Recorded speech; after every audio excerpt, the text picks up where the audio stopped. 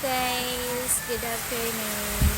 Actually, nandito ako kay Natia Salinan. Tapos, nakita ko merong puno ng munti sa likod ng bahay nila. And then yan, pumunta ako kasi natuwa ako. Sobrang natutuwa kasi talaga ako guys na pinakakita ko ng mga puno. Tapos ang daming bunga, ang daming kong nakikita parang gustong pitasin, ganun guys. So ayan, pitas-pitas na ako dyan.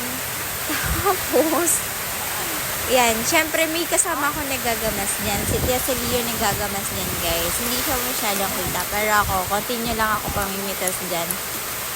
Ayan, lalaro-larin ko pa yung pinitas ko dyan. Then maya-maya guys, papakita ko sa inyo yung bunga niyan. Na napakadami sa may part ng loob. Actually, ayan, umiikot ako dyan.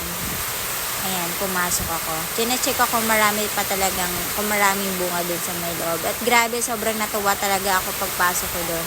And then yan, babalik ako, kunin ko yung camera ko, then ipapakita ko sa inyo guys, yung mga bunga sa may loob niyan.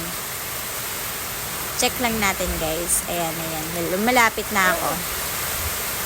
Ayan, grabe, sobrang dami, nakakatuwa.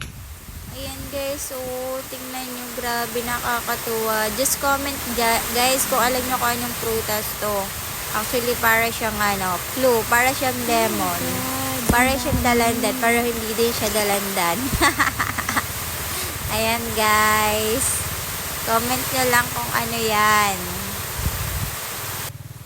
Dito lang yan sa Barangay Alayan. Ayan, dito lang yan sa Barangay Alayan, Verdes, Quezon. Actually, sakop ko ng Pililio Island. Nandito kasi sa province, nagbabakasyon. Ayan, nagtitingin-tingin talaga ako ng mga fruit na ganyan. Yung pwede kong punan. Kasi sobrang nakakatuwa. I love it. Gusto ko talaga yung mga ganyan. Ayan, grabe.